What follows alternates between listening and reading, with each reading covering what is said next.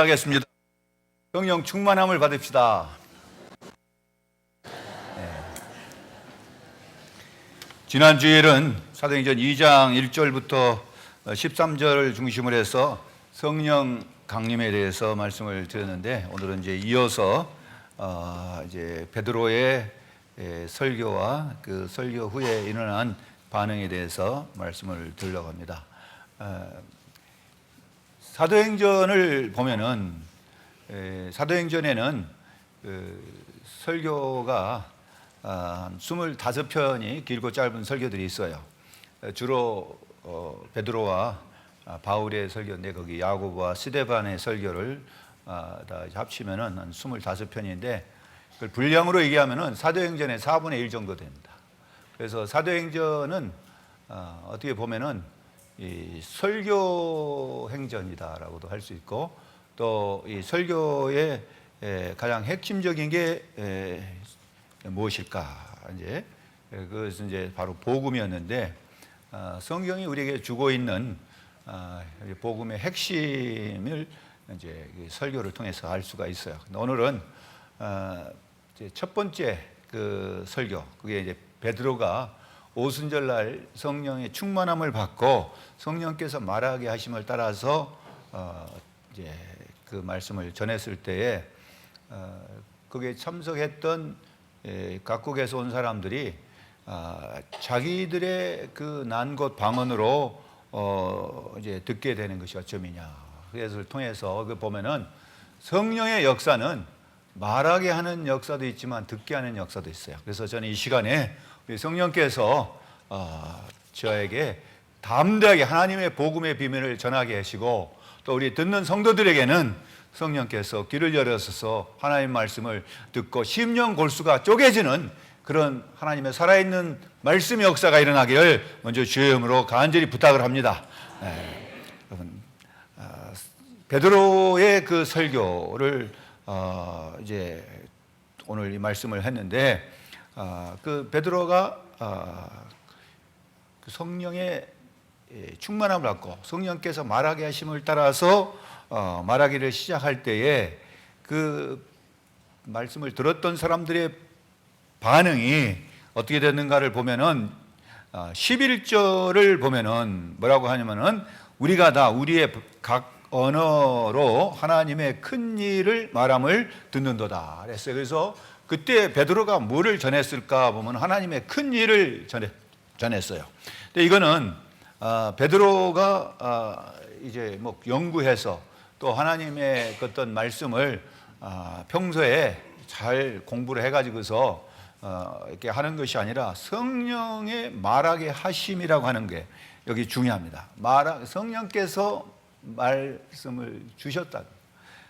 베드로가 이걸 준비해서 하는 게 아니라는 얘기죠. 그래서 그 설교를 여기서 이제 한번 들어보자고요. 뭐라고 하셨는가? 이제 그랬을 때에 그 하나님의 큰 일을 말씀하셨을 때에 그 들었던 사람들이 당황한 사람도 있고 또 놀랐어요. 그러면서 이게 어찌된 일인가? 그렇게 놀라움을 표현한 사람이 있는가 하면은 여러분 13절을 보면은 뭐라고 했는가 하면 13절을 읽어볼까요? 또 어떤 이들은 조롱하여 이르되 그들이 새 술에 취하였다 하더라. 여러분 보세요. 이게 오늘날에도 똑같은 반응이 일어나요. 무슨 얘기냐? 지금 베드로가 무슨 말씀을 하고 있습니까? 베드로가 성령께서 말씀하도록 하는 걸 따라서 하시는 거예요. 그랬는데 듣는 사람들 가운데 이게 어찌된 일인가, 우리가 이게 하나님의 큰 일을 듣는다고 놀라움을 표현한 사람이 있는가 하면은 같은 말씀을 듣고도 조롱하는 사람이 있어요. 새술에 취했다고 조롱하는 사람도 있었다는 얘기예요. 이 시간에도 이거는 똑같아요. 그래서 하나님 말씀을 듣고 예배 시간에 참석한 사람들 중에는 하나님 말씀 참 놀랍다, 하나님의 놀라운 일이라고 말씀을 듣는 사람이 있는가 하면은 어떤 사람은 그 말씀을 들으면서도 조롱하는 사람, 이게 하나님의 말씀, 저게 설교라고 하냐? 저게 하면서 자기 생각에, 자기 기대에, 자기 귀에 맞지 않냐면은 사정없이 조롱하는 그런 사람들도 있다고 하는 거예요. 그것은 베드로의 설교를 통해 베드로의 하나님의 그 놀라운 큰 일을 전함을 듣고 백성들의 반응이 그랬을 때에 오늘날에는 그런 일이 왜 없겠습니까? 네, 바라기는 우리 성도들의 이 심령에 성령께서 여러분에게 하나님 말씀을 듣는 그 길을 열어서서 하나님의 말씀을 신비에 새기는 살아있는 하나님의 말씀으로 듣기를 간절히 바랍니다. 네. 그러면서 이제 어떻게 했는가 이제 보면은 이제 14절을 가서 보시면은 베드로가 11사도와 함께 서서 소리를 높여 이르되 그렇게 했어요. 베드로가 11사도와 함께 일어서서 했어요. 그걸 보면은 사도들이 이제 함께 서서 말씀을 전하는데 베드로가 이제 어떻게 보면 대표적으로 그 말씀을 전하게 됐습니다. 그 전한 내용은 크게는 두 가지입니다. 하나는 그렇게 조롱하는 무리들에게 지금 여러분들이 지금 목격하고 있는 이 일은 이미 요엘 선지자의 예언이 성취된 거다. 요엘 선지자가 이미 그 말씀을 하셨단 말이죠. 그러면서 요엘서의 그 말씀을 인용을 합니다. 그래서 요엘서의 그 말씀을 통해서 그 말씀을 지금 전하고 있어요. 그래서 그러면서 무슨 얘기 하냐면은 지금 좀 내 말을 좀 들어보시오. 내 말에 귀를 기울이세요 하면서 지금이 제3시 우리나라 시간으로는 오전 9시입니다. 오전 9시에 내가 술에 취했다고 하는 게 그래서 술에 취해서 정신없는 말을 한다는 게 이게 말이 됩니까? 그런 표현이죠. 저녁 9시가 돼가지고서 뭐 퇴근하고 친구들하고 어울려서 이렇게 같이 마시다가 뭐 취했다고 하면 얘기가 되지만은 지금 오전 9시면은 어떻게 이럴 수가 있는가? 그것도 혼자만 그런 게 아니라 120여 명의 그 사람들이 다 어떻게 술에 취할 수가 있겠는가? 술 취해서 그런 게 아니라는 겁니다. 이것은 성령의 역사다. 이미 이것에 대해서는 요엘 선지자가 요엘서 2장 28절로 32절 사이에서 예언을 한 게 있었어요. 그 말씀을 인용해서 자기들이 지금 전하고 있는 거는 요엘 선지자의 예언을 성취하기 위한 것이지 결코 술 취해서 헛소리하는 게 아니라는 겁니다. 그러니까 보세요. 지금 이게 참 얼마나 가슴 답답했을까? 성령의 말하게 하심을 따라서 말씀을 전했는데 듣는 사람은 뭐라고 했다고요? 저 사람들 새술에 취했다. 제정신이 아니다. 지금 저 술 취해가지고 헛소리하는 거다. 그렇게 비판하고 그렇게 조롱하는 사람도 있었다는 얘기입니다.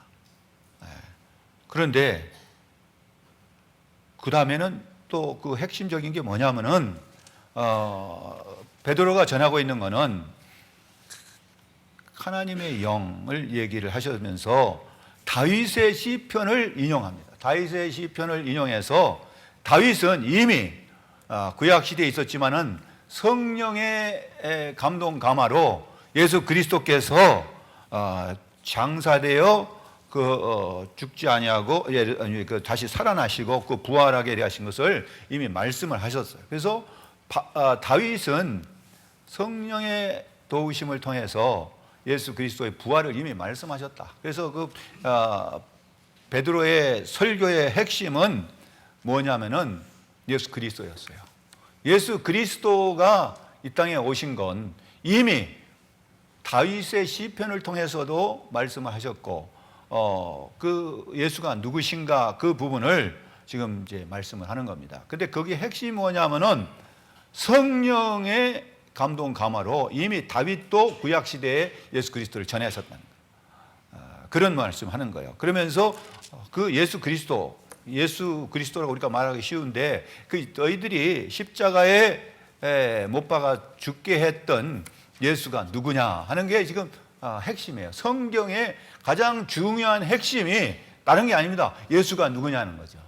구약에서는 오실 메시아를 얘기했고 신약은 오신 메시아고 다시 오실 메시아를 얘기하잖아요. 그러니까 성경을 한마디로 다 요약하면은 예수가 누구시냐는 답이에요. 그러니까 여러분 예수를 누구라고 합니까? 중요해요. 그런데 그 사람들이 오순절까지가 이제 예수님이 부활하셔서 승천할 때까지 40일 계셨고, 그 다음에 10일 후에 승천을 하셨어요. 그래서 50일 오순절 날 이제 그 성령이 임했단 말이에요. 승천하신 지 10일 후에 성령이 임하셨으니까 이 말씀을 하는 거는요, 불과 50여 전에 한 두 달도 되기 전에 이 사람들이 어떤 사람들이었냐면은 예수를 십자가에 못 박아 죽게 했던 사람들이에요. 그들에게 누구를 전해하면 너희가 십자가에 못 박아서 죽게 한 그 예수가 누구냐? 그래 갖다가 이미 성령께서는 다윗의 입을 통해서 누구라는 것을 말씀하셨다는 얘기예요. 그러면서 그게 가장 중요한 핵심적인 그 복음의 내용을 이 베드로는 설교의 그 결론으로, 이거는 모든 성경의 또 신구약 성경 전체의 핵심적인 가장 중요한 주제고 답이 뭐냐면은 바로 여기에 나오는 말씀인데 36절입니다. 한번 36절을 읽어보겠어요. 자, 다 같이요. 그런즉 이스라엘 온 집은 확실히 알지니 너희가 십자가에 못 박은 이 예수를 하나님이 주와 그리스도가 되게 하셨느니라. 너희가 십자가에 못 박은 예수란 말이죠. 불과 한 두 달도 전에 예수를 십자가에 못 박으라고 그렇게 소리쳐서 결국은 십자가에 못 박아 죽게 했던 그 예수가 누구냐 하면 너희가 그토록 기다리는 그리스도, 메시아라는 얘기입니다. 근데 그거를 어떻게 알게 했냐면 성령께서 알게 하셨고 그 일에 대해서 우리가 증인이다라는 말씀을 합니다. 그래서 오늘 이 36절은요, 성경을 요약하면 이 36절로 딱 요약할 수가 있어요. 예수가 누구냐? 십자가에 죽은 예수는 기다리는 메시아, 주고 그리스도시다. 그리스도라는 얘기는 바로 그들이 기다렸던 메시아란 말이죠. 그거를 얘기하는 거죠. 우리가 이 성령에 대해서 지금 말씀을 하는데 어떤 사람도 그러죠. 이 성령, 아까 역사를 말씀드렸지만 성령의 충만함이라는 말씀 같죠. 어떤 사람은 성령에 충만하여 무슨 말씀을 하든지 간에 다 아멘하고 그 말씀을 살아계신 하나님의 말씀으로 받아서 그 말씀을 들은 것만 해도 감사하게 여기는 사람이 있는가 하면은 어떤 사람은 그래요. 내가 참 이제 내 심령이 메말랐어. 그래가지고서 교회를 가도 재미가 없고 말씀을 들어도 하나도 뭐 귀에 들어오지도 않아. 그러니까 교회 나가고 싶지도 않고 예배에 참석해도 예배 같이 참석하고 순회에 참석하고 뭘 해도 통 재미가 없어요. 기쁨도 없고. 근데 심령이 다 메말렸던 것 같아요. 그래서 그런 사람들이 무슨 찬송을 좋아하냐? 여러분 그 사람들이 좋아하는 찬송은 뭘까요? 빈들의 마른 풀같이 메마른 나의 영혼, 그렇게 불러요. 빈들의 마른 풀같이 되어버렸다 이제. 그런데 보세요. 성령께서는요, 이때 이후부터 교회를 떠나신 적이 없어요. 성령 하나님은 오순절 날 임했던 그 성령 하나님은 그 이후에 교회를 떠나서 어디로 방황하고 계신 성령님이 아니세요. 문제는 교회에 있는 것이 아니라 나의 교만한 심령에 있는 거예요. 하나님의 말씀을, 살아계신 하나님의 말씀을 들어도 그 말씀을 살아계신 하나님의 말씀으로 받아들이지 못하는 나의 메마른 심령에 문제가 있는 것이지, 그거 갖다 뭐냐, 교회가 문제가 있다. 또 그거 갖다 목사가 말씀을 제일 못 전한다, 어쩐다, 막 그래가지고 자꾸 불평 불만하고 비방하고 또 조롱하고, 그러한 사람들이 초대교회로부터 해서 베드로의 설교 때부터 시작해서 오늘날까지도 있다는 얘기예요. 여러분, 우리는 어느 쪽에 속할 것인가? 제가 이 교회에서 25년 가까이 있는데 설교를 듣고 어떤 반응이 있었을까? 여러분, 이제 그 반응을 여러분이 한번 스스로 한번 생각해보세요. 여러분이 말씀을 들으면서 어떤 반응을 주로 보이는가 할 때 이 말씀을 전했잖아요. 베드로가 이 말씀을 전했을 때에 오늘 읽었던 본문이 바로 그 다음에 이어지는 37절인데 한번 읽어볼까요? 뭐라고 하는가? 그들이 이 말을 듣고 마음에 찔려 베드로와 다른 사도들에게 물어 이르되 형제들아 우리가 어찌할꼬 하거늘. 지금 보세요. 여기 중요한 게 이 말을 뭐 했어요? 들었어. 들을 때 뭘로 들었냐가 중요합니다. 근데 이 말을 듣고 그 사람들에게 나타난 반응이 뭡니까?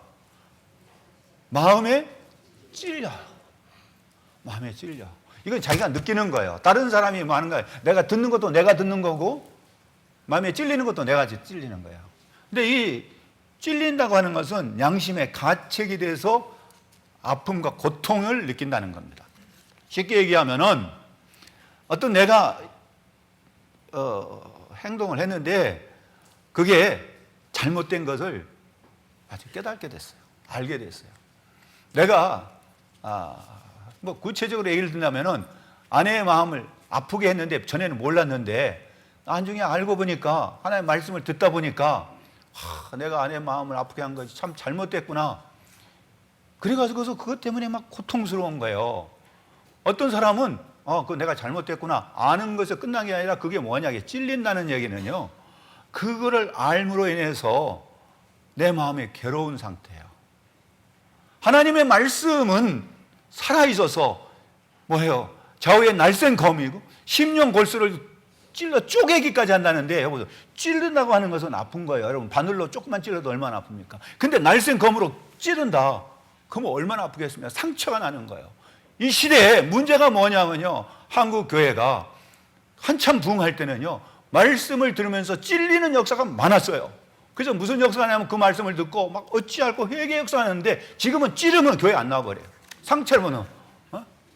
그 교회 목사님 오늘 좀 여러분 듣기 싫은 얘기 좀 될 수 있을런지 몰라요. 어떤 사람 말씀을 하면은 저 목사님 누구 친다 그래요. 목사의 전문적인 일은 뭐냐? 치는 일이에요. 목사가 안 치다 보니까 날쌘 검만 들었지 칼을 쓸 줄을 모르는 거예요. 그리고 이 날쌘 검이 칼날이 다 무뎌져 가지고서 쳐도 자를 것이 잘라지지도 않아요. 찔러야 찔러지지도 않고, 그게 뭐하냐면 방맹이가 된 게 아니라 이게 안마기가 돼 가지고서 이제 뭐 하면은 두들겨 주면은 시원하다 그러고서 그걸 갖다가 뭐냐, 은혜 받았다는 걸 오해하고. 여러분, 하나님의 말씀은 좌우의 날쌘 검이에요. 그 말씀을 들을 때 우리의 심령이 찔려서 상처를 받아야 돼요. 그런데 그걸 주면은 조롱합니다. 저게 지금 뭐 하는 짓이냐? 목사가 지금 제정신이냐? 아마 그렇게 생각하는 사람도 있을 겁니다. 참 목사가 조금 다치고 나더니 좀 머리가 좀 이상해진 거 아니냐? 뭐 그렇게 생각할 수도 있어요. 그런데 말씀을 듣는 역사, 듣고 마음에 찔리는 역사는 여러분 한번 생각해 보세요. 그런 역사가 여러분 가운데 지난 10년 동안 혹은 지난 20년 동안 몇 번이나 있었는가? 여러분이 말씀을 듣는다는 게 굉장히 중요해요. 어떤 말 없어요. 듣는 것도 하나님의 성령의 역사예요. 그런데 똑같은 성령에 충만하여 말씀을 전했던 스데반의 말씀을 듣는 사람들이 어땠는가? 스데반의 설교가 사도행전 7장에 나오는데 54절을 보세요. 7장 54절 읽어보세요. 뭐라고 하고 있는가? 54절, 55절 읽어봅니다. 뭐라고 하는가? 다 같이 내가 읽어드릴 때 들어보세요. 그들이 이 말을 듣고 마음에 찔려, 여기까지 똑같아요. 베드로의 이 말을 듣고 마음에 찔려. 스데반도 설교했을 때 그 말을 듣고 그들의 마음에 찔렸는데 반응은 정반대의 반응이에요. 스데반의 설교를 들었던 사람은 그를 향하여 뭐 했어요? 이를 갈거늘. 스데반이 성령 충만하여 하늘 우러러 주목하여 하나님의 영광과 및 예수께서 하나님 우편에 서신 것을 보고 그러겠죠. 네, 두로 나눠져요. 하나님 말씀을 듣고 한 부류의 사람들은 형제들아 우리가 어찌할꼬 그래요. 한 또 다른 부류들은 그 말 듣고 이를 갈았어요. 그리고 결국은 스데반을 돌로 쳐 죽였습니다. 스데반도 성령 충만했어요. 또 베드로도 성령 충만했어요. 성령 충만한 베드로와 스데반의 문제가 있는 게 아니라 누가 문제 있다는 얘기입니까? 듣는. 그러니까 듣는 가운데 여러분들 기도하실 때 예배 중에 뭘 기도하셔야 되냐면 내가 들을 때 하나님의 말씀을 들을 때 성령께서 나에게 역사하셔서 하나님의 말씀으로, 살아있는 말씀으로 듣게 하고, 그 말씀이 나를 찔려서 나의 심령 골수를 자르고 찔려서 쪼개고, 그래서 무슨 역사가 나타나 내가 어찌할꼬 하는 그런 역사가 나타나기를 여러분 기도하면서 들으셔야 돼요. 그렇지 않으면 뭐하냐, 이 스데반의 설교를 듣고 일을 가는 역사. 이 사람들도 듣고 마음에 찔렸어요. 자기들이 뭘 잘못하는지 알아요. 아는데 무슨 걸 합니까? 일을 갈아가지고 그 스데반을 돌로 써서 죽였단 말이죠. 여러분, 이것은 똑같이 성령 충만했고 그들이 똑같이 마음에 찔림을 당했어도 왜 그랬을까 하는 거죠. 그들의 마음의 상태에 따라서 성령의 은혜를 받을 수도 있고 사탄의 조정을 받을 수도 있어요. 내가 성령의 은혜를 받아서 성령의 감동 감화를 통해서 내가 회개하는 역사가 나오느냐, 아니면은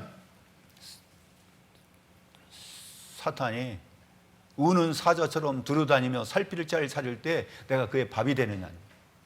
마태복음 24장 23절로 24절에 보면 이런 말씀이 나요. 그때 사람이 너희에게 말하되 보라 그리스도가 여기 있다 혹은 저기 있다 하여도 믿지 말라. 거짓 그리스도들과 거짓 선지자들이 일어나 큰 표적과 기사를 보여 할 수만 있는 대로, 할 수만 있으면 택하신 자들도 미혹하리라. 할 수만 있으면 택하신 자들을 뭐 한다고요? 미혹하는데 그 시와 장소, 때와 장소를 가리지 않아요. 이 시간에도 사탄은 두루 다니면서 삼킬 자를 찾을 수 있어요. 여러분, 하나님 말씀을 들을 때 두 역사가 나타났잖아요.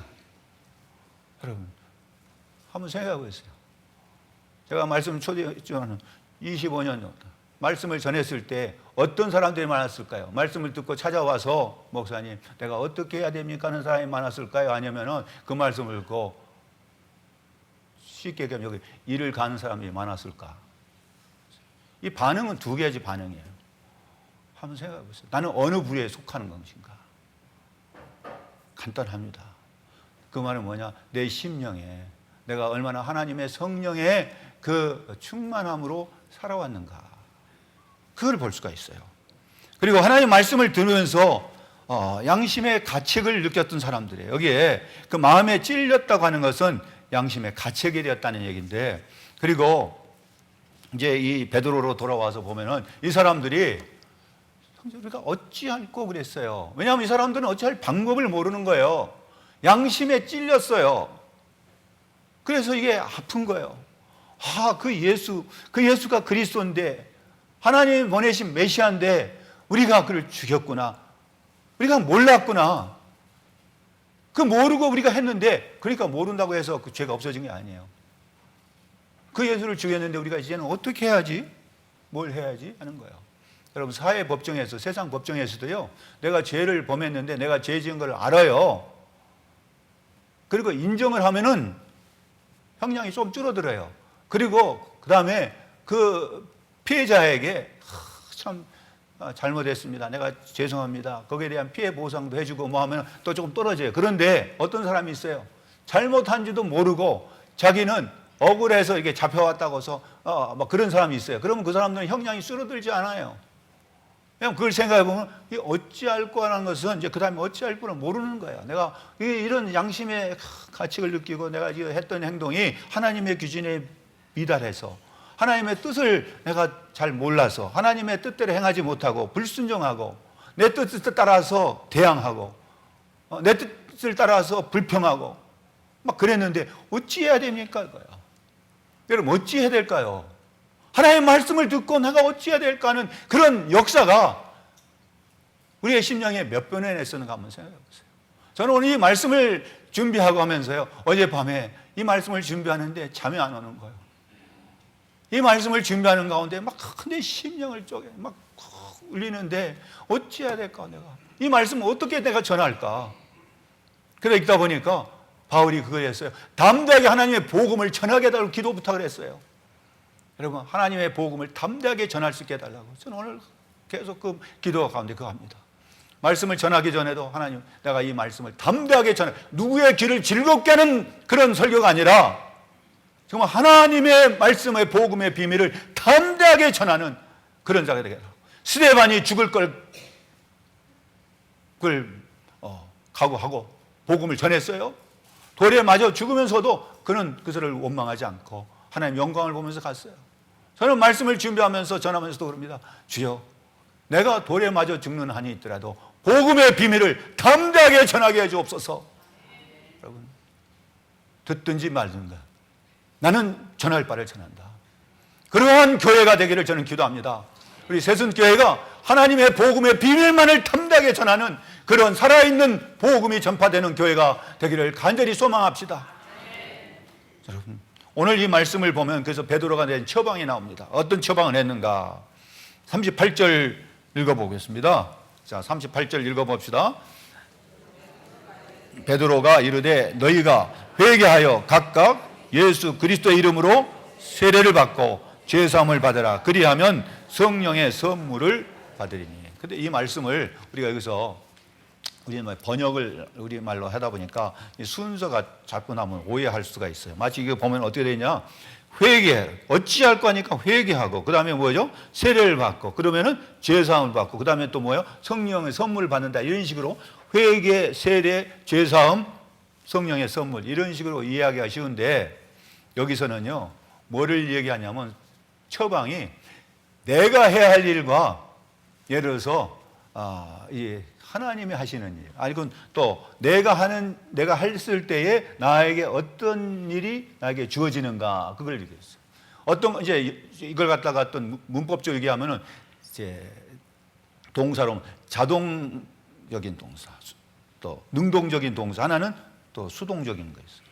내가 회개하면은 나에게 무엇이 주어지는가, 그걸 얘기하는 거예요. 그래서 두 가지의 명령이에요. 그것은 죄사함을 위한 이중적인 명령이라고 얘기하는데, 그것은 뭐냐? 회개하고 세례를 받으라는 거예요. 그런데 그렇게 되면은 죄사함이 일어난다. 그 다음에 따라온 게 죄사함이 아니고요. 이거 무슨 얘기냐면은 회개를 말할 때에 회개하는 것이 무엇 때문에 회개하냐면은 내가 깨달아 어찌할꼬 내가 그런 예수를 갖다가 십자가에 못 박으라고 했던 이 내 죄가 너무 큰데 이 죄를 내가 어떻게 해야 되냐, 내 힘으로 할 수가 없어요. 어떻게 해야 되겠냐? 그럴 때 뭐 하냐면 그 죄사함을, 그 죄의 용서함을 받기 위해서 뭐 하라는 얘기냐면 회개하라는 겁니다. 회개하면 죄사함이 인정진 게 아니라 그 죄를 내가 깨달았어요. 이건 내가 잘못했구나. 내가 참 마음을 아프게 했구나. 내가 정말 잘못했으니까 뭐 해야 되냐면 그걸 갖다가 사함을 받도록 그 죄를 인정하고 뭐 하냐? 회개하라는 거예요. 회개라고 하는 것은요, 제자리로 돌아오는 거예요. 내가 잘못했다는 걸 깨닫고 그냥 그걸로 끝나는 게 아니라 그걸 갖다가 어떻게 했냐면은 내가 잘못했습니다. 그래서 예수님께서도 가르치신 그 기도 가운데 우리가 우리에게 죄 지은 자를 사하여 준 것 같이 우리의 죄를 사하여 주옵시오라고 하죠. 그런데 그거 보세요. 그거 뭐하니까 우리가 우리에게 죄 지은 자를 사하여 준 것 같이 라고 했어요. 그런데 여러분 그렇게 해요? 이거는 딱 생략하고 뭡니까? 우리 죄를 사해달라고 그래요. 그 말은 뭐냐? 내가 나에게 죄 지은 사람을 용서하지 않으면은 하나님 앞에 용서함을 구하지 말라는 얘기예요. 나는 하지도 않으면서 나는 나한테 잘못한 사람을 갖다가 막 저주하고 미워하고 막 그렇게 하면서 내 죄를 용서해달라고 하는 게 말이 되느냐? 여러분 어떤 모습인가 한번 생각해 보세요. 그러니까 우리가 하나님 앞에 죄 용서함을 받는 회개를 하기 전에 뭐가 선행돼야 되냐면 나에게 죄 지은 사람을 내가 뭐 해라는 얘기입니까? 용서하라는 얘기예요. 그런데 내가 죄를 깨달았어요. 근데 나한테 죄 지은 사람이 자기의 죄를 깨달았어. 나의 마음을 아프게 한 걸 깨달은 사람은 뭐 하라는 얘기입니까? 그것도 죄니까 그 죄를 사함 받도록 회개하라는 거예요. 회개하라는 것은 하나님의 기준에 미달했구나 하니까 하나님의 기준에 하나님의 말씀대로 하나님의 말씀대로 내가 순종하지 못했구나. 그러니까 하나님 말씀에 순종하기 위해서 뭐 하라냐면 회개하라는 얘기예요. 그리고 나서 회개했다고 하는 그 죄 사함을 받았다고 하는 표로 뭘 받으라는 얘기냐면은 세례를 받으라 해요. 그에게 성령을 선물로 주신다는 얘기예요. 성령의 선물이에요. 우리가 이걸 잘 기억하셔야 됩니다. 그래서 마가복음 16장 16절에 그랬어요. 믿고 세례를 받은 사람은 구원을 얻을 것이요. 그랬는데 그 다음에는 믿지 않는 사람에는 뭐가 따르지 않습니까? 구원 따르지 않는다. 사도행전 22장 16절에는 이제는 왜 주저하느냐, 일어나 주의 이름을 불러 세례를 받고 너의 죄를 씻으라 합니다. 우리가 여기서 기억할 중요한 것이 그죠. 그냥 말로 내가 회개했고 나 예수 믿어, 그래 나 세례 받았어, 그런다고 해서 구원이 나에게 임한 건 아니에요. 여러분, 회개라는 의미를 분명히 아셔야 돼요. 회개라는 것은 뭐가 선행돼야 되는가? 여러분, 마음에 성령이 역사합니다. 성령이 역사하지 않으면 회개가 일어나지 않아요. 진정한 회개는 성령이 역사할 때, 하나님 말씀을 들을 때 그 말씀이 나의 심령으로 찔러야 돼요. 상처가 나야 돼요. 교회 와서요, 오늘 또 내가 막 가슴 아프다, 오늘 또 내가 말씀을 듣는가, 내가 참 마음이 상처를 받았어. 여러분, 상처를 주는 게 설교예요. 그게 자유의 날쌘 검을 가지고 치는데 그걸 치지 않고 그대로 놔둬요. 가시들을 그대로 놔두고 있으면 그 가시가 다른 사람 찔러가서 그 상처를 주는 거예요. 다른 사람에게. 여러분, 오늘 이 말씀이 그죠. 내가 어떤 사람 예수를 믿는다고 말하면서 그가 구원받은 것과는 별개의 행동을 해요. 얼마든지 말할 수 있어요. 얼마든지 또 그 행동도, 저의 삶의 모습도 자기의 그 어떤 노력으로 또 혹은 결단으로 굳은 의지를 가지고 세상 사람들에게 모범되는 더 도덕적인 아주 훌륭한 삶을 사는 사람도 있어요. 그렇다고 그 사람은 구원받는다는 말 안 합니다. 그 사람도 회개했다고 말하지 않습니다. 어떤 사람은 저 사람 뭐 예수 믿는 사람이라 왜 저 모양이야, 그럴 수 있어요. 그러나 진정으로 그가 회개했으면은 그 사람은 세례를 받고 구원이 임한다고 하는 걸 가르쳐 주고 있어요. 그래서 죄사함에 위한 진정한 회개가 없으면 믿음도 헛것이라는 얘기예요. 그래서 우리가 죄사함과 성령의 선물은 구원과 함께 따라오는 거예요. 여러분, 죄사함은 내가 받고 싶어서 받는 게 아닙니다. 누가 해줘야 합니까? 하나님 해주셔야 되는 거예요. 법원의 판결이 너 무죄 그래야지 되는 거예요. 내가 죄 없습니다 아무리 가서 얘기해도 판사가 너 유죄 그러면 안 되잖아요. 모든 사람이 죄를 범하였으면 하나님 영광에 이르지 못했어요. 그 죄의 값은 뭡니까? 사망이요. 로마서 6장 23절에 죄의 삭은 사망이요 하나님의 은사는 그리스도 예수 안에 우리 주 안에 있는 영생이라 그랬어요. 그렇기 때문에 우리는 모두가 죄 사함을 받아야 되는 겁니다. 죄 사함을 받지 않고는 우리에게 뭐가 없냐? 진정한 자유가 없어요. 그래서 이사야서 43장 25절에는 나 곧 나는 나를 위하여 내 허물을 도말하는 자니 내 죄를 기억하지 아니하리라. 여러분, 하나님 우리 죄를 기억하지 않는다 그랬어요. 유대인들은 자기들을 저겼던 그 독일 나치에 대해서 그들의 만행을 용서는 하되 잊지는 말자. 그래서 영어로 그런 말해서 forgive them but not forget it. 용서는 하되 잊지는 말자 그랬는데 복음은, 하나님은 이사야서 43장 26절에 내 죄를 기억하지 아니하리라. 다 잊어버려. 기억하지 않는다. 그렇기 때문에 우리는 어디 앞에 나가야 되냐? 죄 용서함을 받기 위해서는 하나님 앞에 나가야 됩니다. 그리고 죄사함이라는 말은요, 그게 굉장히 중요한 단어. 죄사함이라는 말은 여러분 구체적으로 구약의 그 예를 들었어요. 대속죄일이 있습니다. 1년에 한 차례 대속죄일에 대제사장이 가서 이제 지성소에 또 들어가서 그 피를 가지고 바르고 하는 그 성결 의식을 하는 대속죄일이 있는데 그날 뭘 하냐면요, 두 염소를 잡아가지고서 두 마리의 염소에다가 한 마리는 목에다가 빨간 끈을 묶고 하나는 뿔에다가 빨간 끈을 묶어서 하는데, 하나는 목에다가 빨간 끈을 묶은 것은 그리스도의 것이고 그것은 하나님의 것이고, 염소의 뿔에다가 빨간 끈을 묶으면 그것은 아사셀의 것이라. 아사셀이라는 말은 그 말은 뭐야? 쫓겨난 귀신 혹은 추방당한 악령, 그렇게 하는데 이것은 타락한 천사의 우두머리인 사탄이에요. 그래서 두 마리의 염소를 잡아가지고서 한 마리 뿔에다가 빨간 끈을 묶는 그 염소는 광야로 보내요. 그건 아사셀의 것이라고 보내요. 보내버리는 거예요. 그래서 죄라고 하는, 죄사함이라는 말은 멀리 보낸다는 의미가 있어요. 멀리 떠나보낸다는 의미예요. 그냥 멀리 떠나보내는 거예요. 그러니까 이 염소는 내 죄를 다 묶어가지고서 빨간 그 붉은 죄, 그거를 염소에다가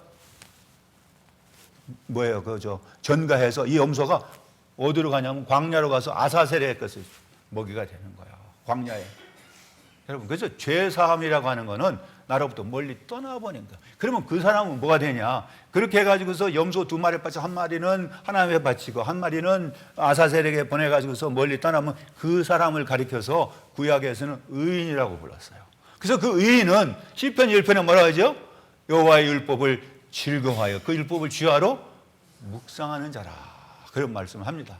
그래서 우리가 하나님의 말씀을 듣는 걸 굉장히 즐거워해야 돼요. 의인. 왜? 그 말씀으로 인하여 내가 뭐가 됐으니까? 의인이 됐으니까요.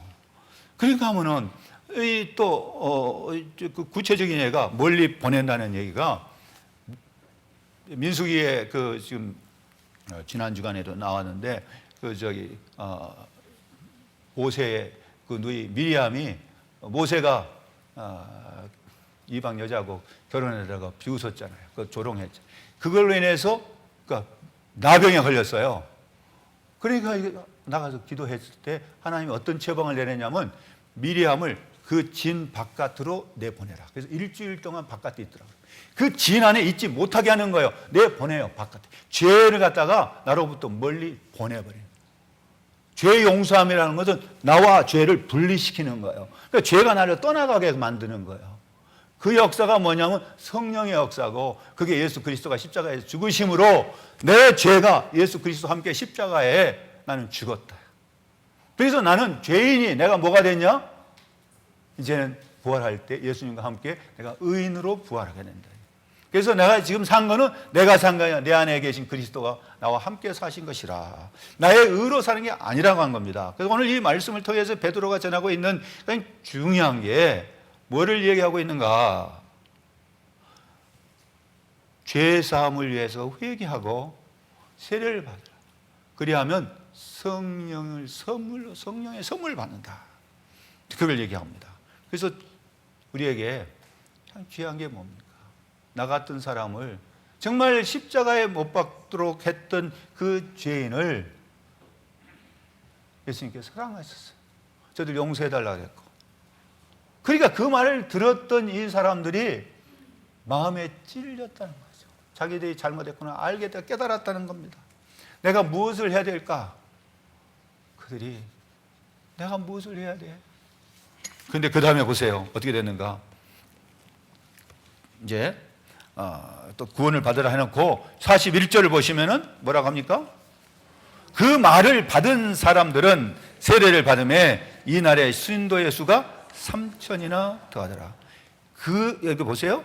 그 말을 뭐 한 사람들이요? 그 받은 사람이 몇 명이라고요? 그래, 거기 3,000명만 있었겠어요? 여러분, 이 말은 무슨 얘기인가? 베드로의 말씀을, 설교를, 성령이 전하는 말씀을 듣는 사람들 가운데도 그 말씀을 받아들이는 사람이 있는가 하면 어떤 사람은 여전히 조롱하는 사람도 있습니다. 그 말을 받지 않는 사람도 있다는 거예요. 저는 바라기는 이 안에는 그 말을 듣고 조롱하는 사람이 한 사람도 없기를 바라요. 그 말을 다 받아들여서 하나님의 말씀으로 받아들이고 그 말씀을 받고 회개하는 역사가 일어나는 우리 새순교회가 되기를 바랍니다. 근데 그 가운데 말씀을 받은 사람이라고 딱 정해놨어요. 받지 않은 사람은 뭐하냐? 구원에 동참하지 못한다. 하나님의 말씀을 받은 그 사람들이 세례를 받았어요. 근데 3,000명이나 되었다. 여러분, 숫자가 중요한 것보다는 여기서 말하는 그 말을 받은 사람들이라, 그 말씀을 받은 사람들. 하기가 중요합니다. 베드로가 뭐 훌륭합니까? 베드로가 무슨 공부를 많이 했어요? 베드로가 뭐 설교하느라고 무슨 뭐 준비를 했습니까? 여러분, 설교 준비하느라고요 일주일 내내 막 머리를 싸매고 막 밤새도록 뭐 하고 이런 거 안 해요. 베드로는 안 했어요. 그리고 하고 싶어도 베드로는 그럴 만한 뭐 모르겠어요. 역량이 됐는지 안 됐는지 모르겠는데 고기 잡이한 사람이잖아요. 고기 잡는 얘기에 대해서 얘기하라면 이 사람은 밤새도록 얘기해서 잘할 겁니다. 근데 이런 얘기를 어떻게 했겠어요? 그러니까 이 베드로가 전했던 말씀은 자기의 말이 아니라 누구의 말씀이에요? 성령의 말씀이에요. 근데 그 말씀을 받아 성령께서 하시는 말씀을 받는 사람도 있는가 하면은 어떤 사람은 받지 않아요. 근데 어떠냐? 성령이 역사하면은 그 말을 듣게 하신다는 얘기예요. 그래서 성령의 역사는 전하는 역사만 있는 게 아니라 뭐예요? 듣는 역사예요. 여러분 기도하실 때 예배에 참석하시기 전에 뭐냐? 하나님 성령께서 내게 충만히 마셔서 그 말씀 하나님의 말씀으로 받고 내가 해야 할 일이 무엇인지 깨닫게 해 주시옵소서. 그럽니다.